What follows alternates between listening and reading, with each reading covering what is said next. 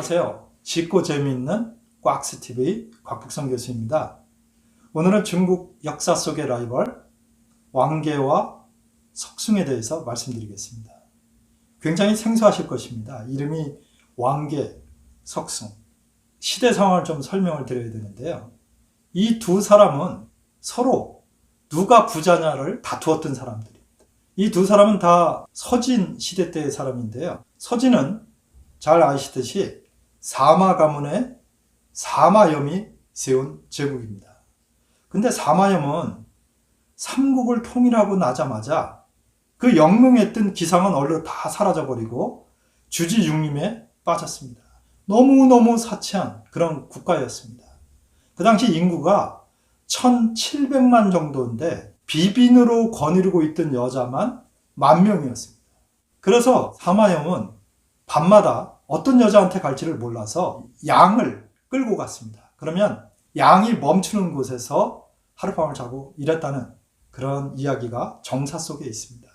그리고 그 당시에 재상이었던 하증이라는 사람은 어느 정도로 부패해 있었냐면 한 끼를 먹는데 만관, 지금으로 치면 수천만 원의 돈을 들여서 아주 가득히 이 밥상을 차렸던 것입니다. 그런데 더 웃기는 것은 그렇게 차려놓게 하고는 자기는 젓갈을 들었다가 에이 맛있는 게 아무것도 없다 그리고 이렇게 던져버린 그런 일화를 갖고 있을 정도입니다. 그의 아들은 한술 더 떴습니다. 아버지가 그래? 오케이 나는 2만관 2배로 더 비싸게 차려서 자기도 역시 아버지처럼 맛없다 그리고 버리는 것입니다. 부패도 이렇게 부패할 수가 없겠죠. 그런데 이 석숭과 왕계도 똑같습니다. 석숭은 사실 석포라는 상당히 유명한 사람의 아들입니다. 6째 아들인데 상당히 이상한 고사가 있습니다. 석포가 죽을 때에 그 위나라에서 높은 벼슬을 했던 분이 석포인데요. 이 사람이 죽으면서 재산이 많은데도 불구하고 6째 아들인 석숭한테는 단 한 푼도 유산을 주지 않았습니다. 그러니까 부인이 옆에 있다가 아니 여보 유서에다가 왜 6째 아들은 주지 않습니까? 그러니까 걱정하지 마라. 저 녀석은 재주가 뛰어나서 자기가 알아서 엄청나게 부자가 될 것이니까 그거 신경 쓸 거 없다. 이렇게 얘기했습니다. 정말 그대로 석숭은 나중에 엄청난 거부가 됐습니다. 어떻게 거부가 됐냐면 지금처럼 무슨 사업을 해서 거부가 된 게 아니고 상당히 뛰어난 능력이 있어서 벼슬길에 빨리 올라갔습니다. 그 당시 가장 중요했던 형주 지역에 자사를 지냈습니다. 지금으로 치면 도지사쯤 되죠. 형주 자사를 지냈고 또 뒤에는 그 서주 자사도 지냈습니다. 그런데 이 사람은 아주 못돼가지고요. 자기네 관할 지역을 지나가는 부자 상인들을 관군을 시켜서 습격해가지고 재물을 전부 다 뺏은 것입니다. 그런 방식으로 부자가 된 것이죠. 또 한편 반대편에 서로 부자 싸움을 했던 라이벌인 왕계는 사마염의 외산촌입니다. 즉 사마소의 부인의 동생이었죠. 문명왕후라고 그러는데요.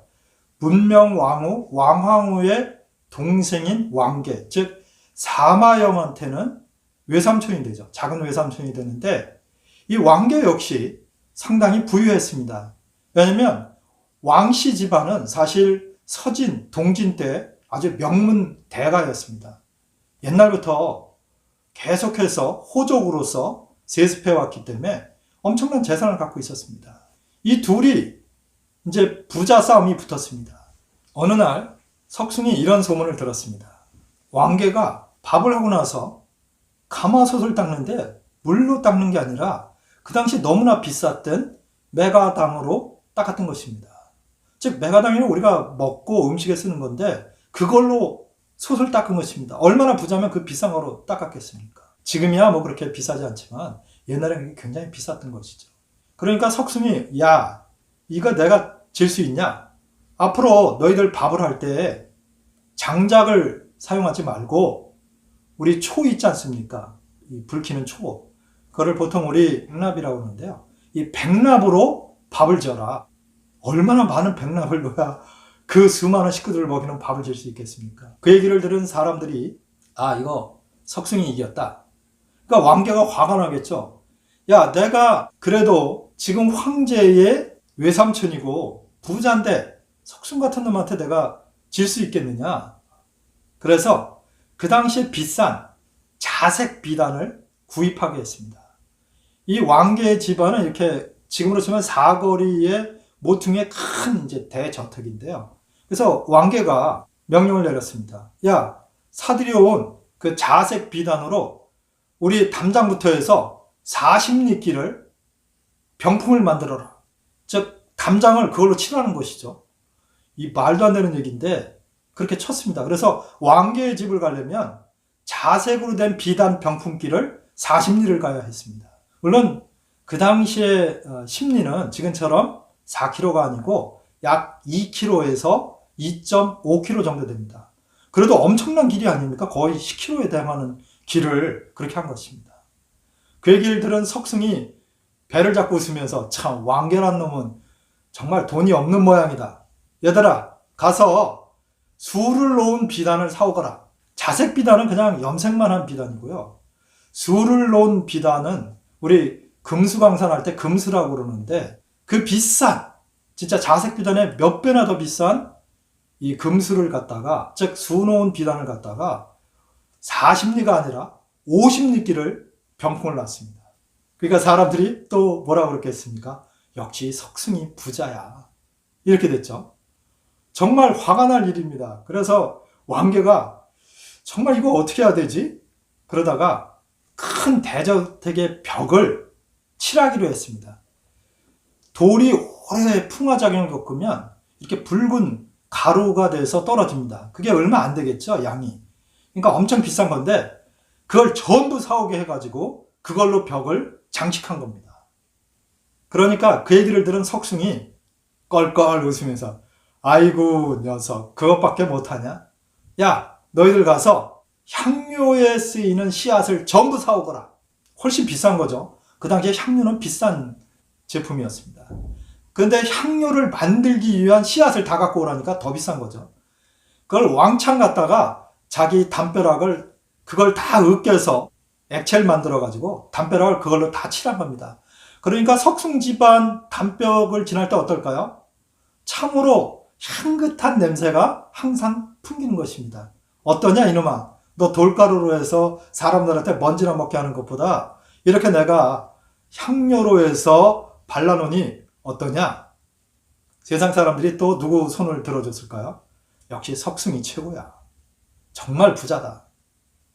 그 왕개가 정말 짜증났습니다.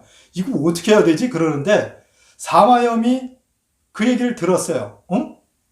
우리 삼촌이 지고 있단 말이야? 아 그러면 안 되지. 내가 황제인데. 더더구나 황제의 삼촌이 지면 안 되지.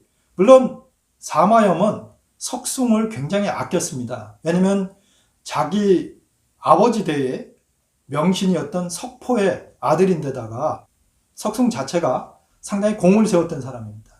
물론 지방관으로서 부패하긴 했지만 그 당시 지방관리들은 다 똑같이 그렇게 했기 때문에 특별히 석승만 그렇게 벌하거나 이럴 일이 없었죠. 그래서 석승을 굉장히 아끼고 있었기 때문에 자기 삼촌과 싸움하는데 너 왜 싸움하냐? 이렇게 이제 나무라질 않았죠.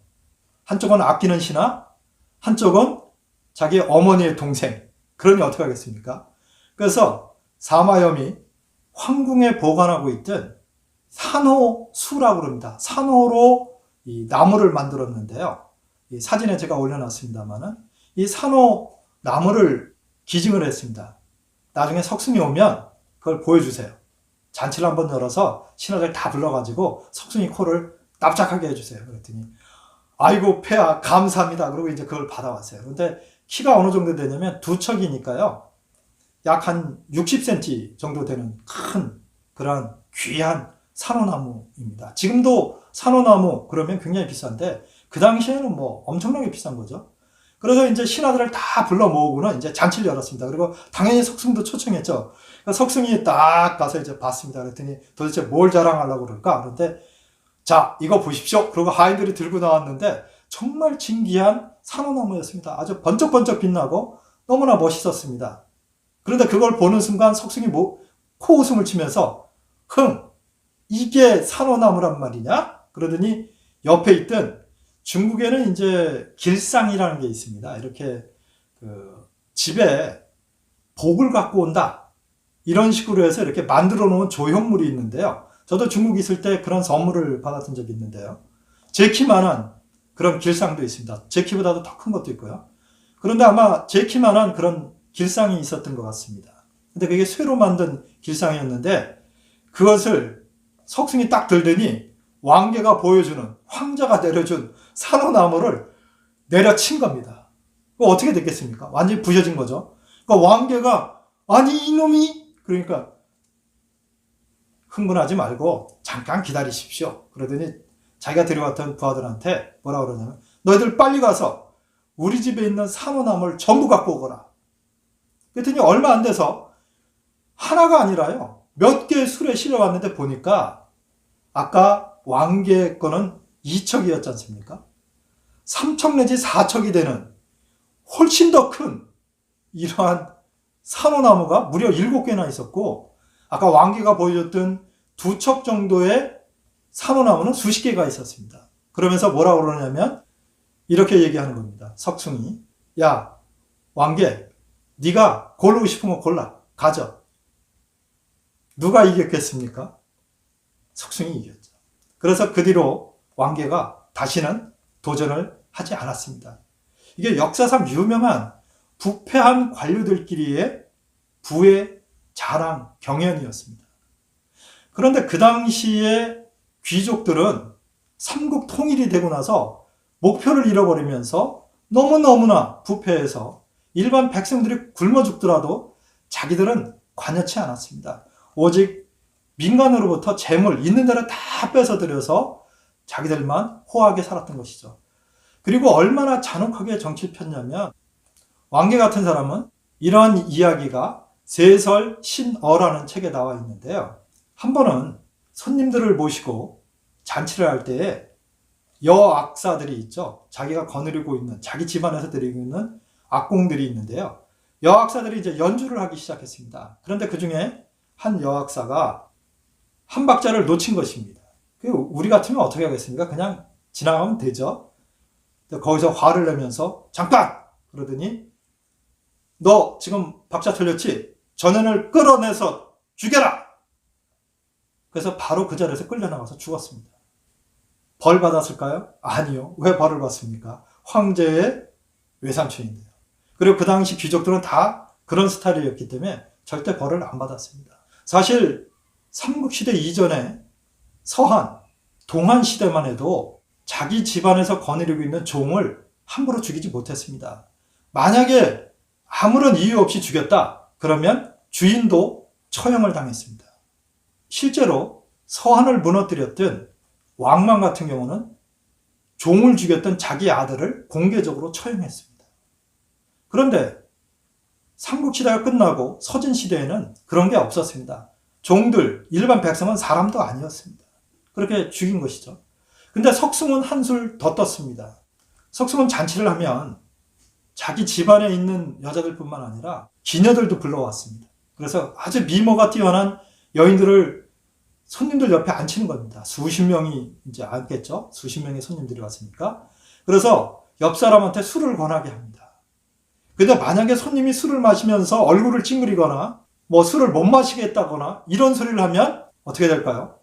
그 여자를 끌어내서 처형했습니다. 한 번은 한 손님이, 그 사람은 정말 술을 못하는 사람입니다. 그래서 석승한테 미리 얘기를 했습니다. 나는 술을 못하니 제발 그러지 마셔. 그랬더니 술을 못하는 사람이 어딨냐고 그러면서 술을 권하니까 안 마시죠. 이 사람은 술을 못 마시는 사람입니다.